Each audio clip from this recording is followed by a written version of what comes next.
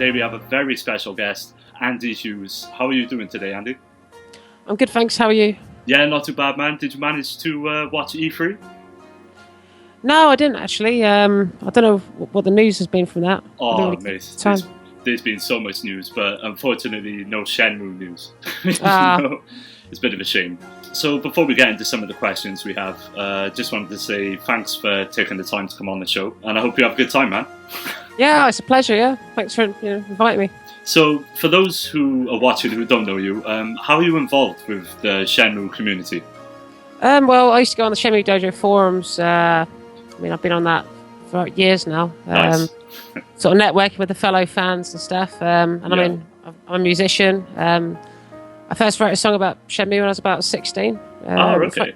I'm 22 now, and I just felt like doing a whole concept album based on the first game. There's a few questions we always ask. One of them being, how did you get into Shenmue? Well, I got a Sega Dreamcast when I was for my 9th birthday, I think. I remember my parents were going to get me a PlayStation. You were like, no. Yeah. So I get a Dreamcast instead. And so happened, a friend of my dad's recommended Shenmue. He's like, nice. You've got to check out this really cool game. It's it's a revolution of gaming kind of thing. You've got to check it out. And I remember I just played it and fell in love with it straight away. Like, I never saw anything like it. Love at first sight? Yeah, definitely. That first opening sequence, it's like, wow. It's breathtaking, man. Even to this day, no matter how many times I watch it, it still has that impact, doesn't it, Oh, yeah. And, it still looks good today as well, the graphics. It's definitely, definitely. The way everything comes together, the music, the atmosphere, it's really good. Definitely. So keeping on with the games, obviously, how did you find out about Shenmue 3? What was your reaction? Well, initially I thought it was a joke. Yeah, same here. Yeah. I didn't see any official news. I went onto Facebook that morning, and I was in England, so E3. I wasn't keeping an eye on the news at that point. I was like sleeping or whatever when it was announced or whatever at that time, I think. But E3 is based in the States, isn't it? Yeah, in Los Angeles, man. Yeah. Oh yeah. So I'd probably been sleeping around the time the news was announced. So yeah. But I remember I woke up that morning and a friend of mine posted a Facebook status, and he's like, "Wow, I can't believe number 3's actually here." And I thought, he's got to be joking, He's taking the piss. It's too good to be true, because there's been so much wind up about it over the years and stuff, hasn't there? Like Shenmue 3 news. Oh, definitely, man. It's been a long struggle, Yeah, definitely. Thank God there's light at the end of the tunnel now, or the cave. Yeah. Cave, so to speak. Yeah. Yeah. So as you mentioned, you create music, and you're working on several Shenmue-themed songs. What encouraged you to create this album? Well, I'm a big fan of prog rock, like Pink Floyd, The Who, Rush, stuff like that. Rush, man. Great band. Oh yeah. A lot of the 70s like rock bands I've always been really inspired by. That's why I do like a concept album, and I was sort of struggling for a subject matter, and I thought, wait a minute, I thought about sort of the Shenmue story, stuff like that. So I thought it'd really fit well to write songs about it, make it into a concept album. So I came up with an idea for a musical when I was a lot younger, but I canned the idea quickly because it just seemed so cheesy, like a Shenmue musical, But man, I would pay to see that. That would be awesome. That would be awesome. This sort of, it's got that rock opera kind of vibe about it, but it's very sort of like those, that 70s rock kind of vibe as well, which I was going for. Yeah. For this, but the musical thing was just too cheesy, so I dropped that idea. So I come from a music background myself. I used to be a vocalist in a hardcore band. I'll leave that below for anyone interested. It sounds shit now, but so I have an understanding of how difficult it can be to make music and the stress that can come with it. So were there any particular hurdles you had to overcome whilst you were writing these songs? Oh yes, definitely. Musically, it was quite hard. So I find the right, fit the right chords in places and stuff. I think lyrically there wasn't as much of an issue because I played the game so many bloody times. It's like second nature now, isn't it? Yeah. I can remember the scenes from the top of my head, like what happens and some of the dialogue. And some of the lyrics are sort of quotes from the dialogue. Like, there's a track, "The Death of a Sensei," and that's just pretty much predominantly the chorus is Uwell's last words to Ryo when he's about to die. You know, son, keep your friends and that. So I just sing that, and then it's a guitar solo most of the song. So, so it wasn't too much of a stress writing lyrics, but it was more the musical aspect of it, really, like instrumentation wise and stuff like that. Trying to find the right riffs which would fit with a certain scene and stuff. But hopefully I captured it all right. But some of it was quite a strain, especially like I wanted to write that I love ballad for Ryo and Nozomi, and that was very trial and error initially. Like I had to have quite a few different goes at that to find something I was happy with. So I ended up sort of copying Meatloaf's 2 out of 3 and bad. Sort of. Meatloaf, yes, that's good. Well, man. I mean. Yeah, it's used a similar chord progression, changed the melody a bit, and it kind of worked. yeah. I noticed, man. You got is that a Radiohead poster, an Oasis? Yeah. You. Okay, computer in, definitely, maybe. Yeah. Nice, man. Great albums, man. I'm a huge fan of Radiohead and me Oasis too, as well. Yeah, it's great. I mean, when you first sent me the songs, man, I was surprised. Like, I never knew that you were going to have vocals as well. And I find it really cool, and the fact that you've got the lyrics as well, which relate to parts of the game. I think it really comes together really nicely. So, out of all the songs that you've written for this album, which is the one which you're most proud of? That's a good question, actually. Really quite like Goodbye Yokosuka, Ryo's leaving song. But I suppose My Destiny is my favourite one, actually. That sort of sums up a lot of the story. Quite a lot. It's a long song. It's got sort of dual guitar harmonies and everything, sort of cliche prog rock stuff. I used a lot of irregular sort of time signatures in that. There's some Manic Street Preachers sort of vibes in that. They're one of my favourite bands. So. Oh, Manics, yeah. Do you like Feeder? You ever heard of Feeder? Yeah, I like Feeder. Yeah, nice, man. Yeah, they're one of my favourite bands. They are, man. Oh, awesome. Great band. I haven't had an album from them for years, though. It's not good. They like split up or something. Right, yeah. I haven't heard anything from them for years. So. Yeah, same. Yeah, I think they might split it up. When you sent me the music, I gave them all a listen. And for the people who are listening now, I'll be putting little snippets in, and so people can listen to it. One of my favourite songs was A Voyage to Hong Kong, man. I think that is probably the best one, like musically. Like, there's no lyrics in the song, but I think it really captures that essence of going somewhere. You feel like you're just about to embark on a journey. I'm interested to find out what inspired you with this particular song, and why was it chosen to have no vocals?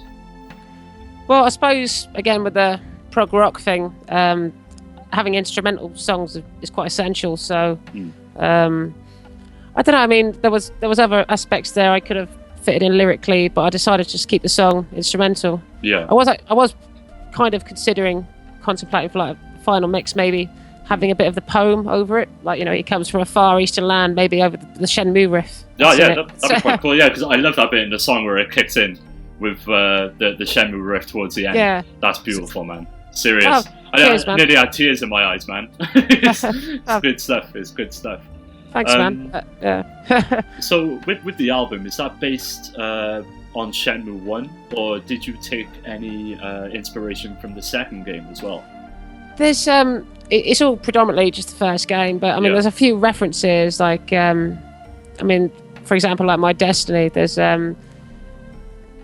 I shall take my quest. The heavens know this is for the best. And then some people might ask me, does that mean the heavens and Shenmue 2, Ren's gang or something like that? So it could be a little pun, reference to them or something. I don't know. So, there's a few references, I suppose, to the second game. Do you plan on making future music based on Shenmue 3? I'd like to. I mean, this is a lot of work. This is a big project itself. And I mean, I'd have to do a sequel, do one based on Shenmue 2. Next, and as we know, that's a bigger game than the first, so there'll be a lot of music to write for that. But I'd love to, carry on. If the project is quite successful, if I get enough people listening to it. How long is it? Have you actually been working on it then? Well, I mean, one of the songs, "Memories of Distant Days," I wrote that when I was 16, 17-ish. Yeah. So some of them are like ideas spaced around for a long time, which I've rehashed and rearranged and stuff. But I mean, the overall thing took me about 2 months to record, which is quite good. But I mean, I don't work or anything at the moment, so I spend all my time here just in my home studio. Just jamming out. Yeah, that's the way, man. That's the way. Every day. Yeah. So you do all of the tracks yourself, the drums, the bass, the guitar. It's literally all yourself, yeah. It's all me. But my friend James Pepper, he's sort of doing the mixing and mastering stage at the moment. Yeah. But all instruments and vocals were done by me. Dude, that's badass, man. I bet you feel like a boss, man. That's amazing. That's amazing. So moving back to the games, obviously you're a huge Shenmue fan. By the sounds of it. What is your favourite part of the game? The first chapter. Yeah, I'm not sure. Do you mean like a particular scene or just? Literally anything. Could be like a certain memory you had from there, or a particular part in the game. Literally anything from the game. Yeah.